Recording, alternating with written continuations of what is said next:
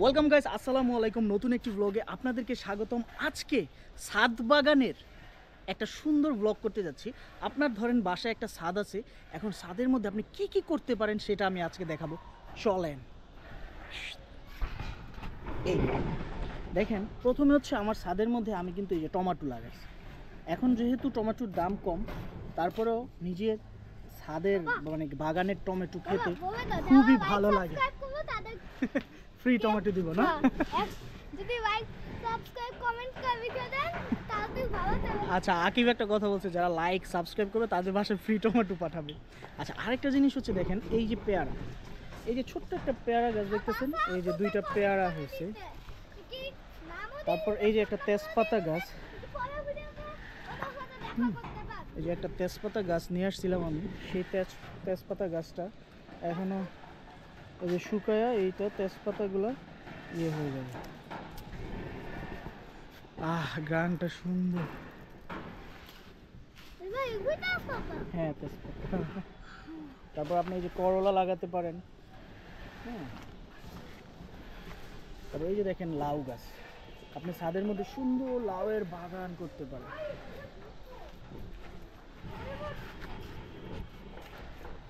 আরেকটা দেখাই, এই যে বেগুন দেখেন, এই যে ছোট ছোট বেগুন হয়েছে, কিন্তু ফুল হচ্ছে আরো বেগুন হবে। তারপর এই যে ঢেঁড়স, কিউট একটা ঢেঁড়স হয়েছে, একটা ঢেঁড়স হয়েছে। এবার আসেন, চলেন লাউ দেখাই। Ten ten ten ten. আরে আমার বিড়াল, এদিকে আসো। এই যে লাউ দেখেন, কত বড় একটা লাউ। বলছিলাম না, সুন্দর সুন্দর আপনি সবজি ছাদেই করতে পারবেন এবং এই লাউগুলা খেতে পারবেন।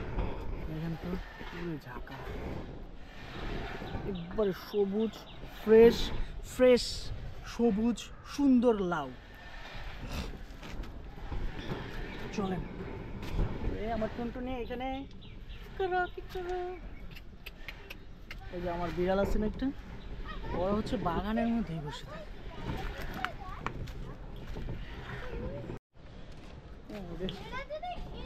গান্ধী পোকার কত সাহস আমার বাগানে অ্যাটাক করছে। এই পোকা যদি আপনাকে গ্যাস নিক্ষেপ করে, ওইখানে কিন্তু জ্বলে পুড়ে ছারখার হয়ে যাবে। আমার লাউ, স্বাদের লাউকে জ্বালাই দিস না তুই।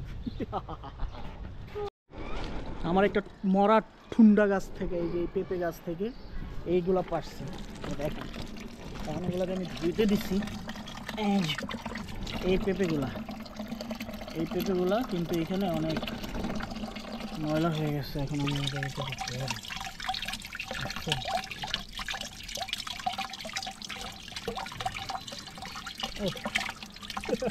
কি সুন্দর কিউট পেঁপে হয়ে গেছে না?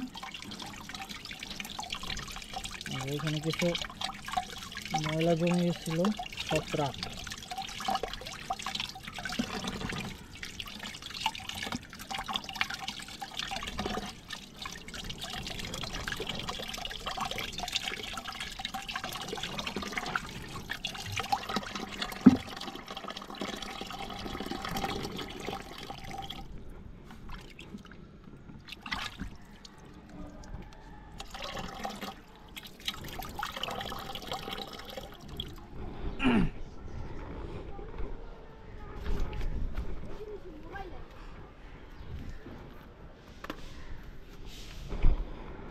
এখন এই দুইটা পেঁপে খাবো, চলেন।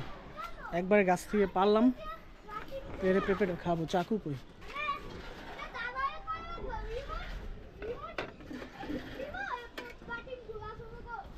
আমাদের ছাদে সব ব্যবস্থাই রাখি আমরা। ধরো ধরো, এখন পেঁপে খাওয়ার ব্লগ করবো। হ্যাঁ, চাকুটা একটু ধুয়ে নিয়ে আসি, চলো।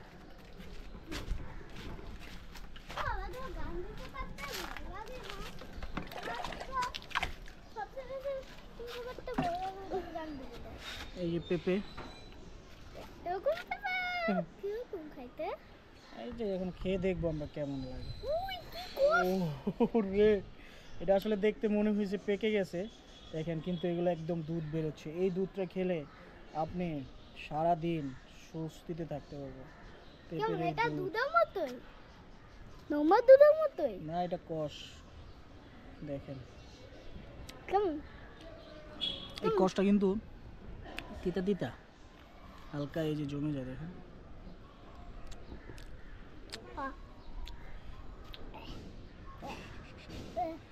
আকিবের বমি হচ্ছে। ভাবছিলাম পেঁপেটা দেখি বসো, ভাবছিলাম পেঁপেটা আপনার ইয়া হবে, কি বলে, পাকা হবে, কিন্তু এটা হচ্ছে বেশি পাকা হয় নাই, কাঁচা কাঁচা। হ্যাঁ, এটা আসলে ছোট কিন্তু রোদ্রে পেকে গেছে অথবা শুকায় গেছে। খেয়ে দেখি একটু কেমন লাগে। আরে এটা ছিদ্র কেন? আশ্চর্য ব্যাপার তো। এটা পোক। দেখি আকিবের কথা যদি সত্য হয় কত হইলে তাইলে ওর খবর আছে। Tin tin tin tin. এটা কি বাবা? কাটে না রে। পোকে অনেক শক্তি। এই যে, ওয়াও, পোক কই? কোনো পোক না, একদম নিষ্পাপ, পাপি। পাপ মুক্ত ছবি। এটা ভিতরে ছোট ছোট পার্টিকেল আছে বাবা, খাও না। পার্টিকেল পার্টিকেল, এটা কি পার্টিকেল? একটু খেয়ে দেখি কেমন লাগে। না বাবা, বিসমিল্লাহ।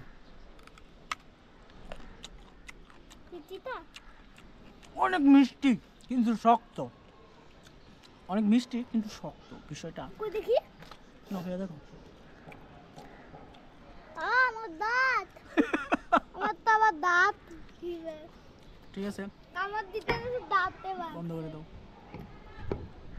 আচ্ছা, চলেন পেঁপে দেখাই। এই যে আপনি পেঁপে গাছের থেকে পেঁপেও পাবেন, পেঁপে পাবেন, এরকম সবজি টুকটাক আপনি করতে পারেন। যে রমজান উপলক্ষে আপনার এই পুদিনা পাতা লাগাইছে কিন্তু হয় না, এখনো হচ্ছে। তো ঠিক আছে, সবজির ব্লগটি আজকে এই পর্যন্তই। সবাই ভালো থাকবেন, সুস্থ থাকবেন, আল্লাহ হাফেজ।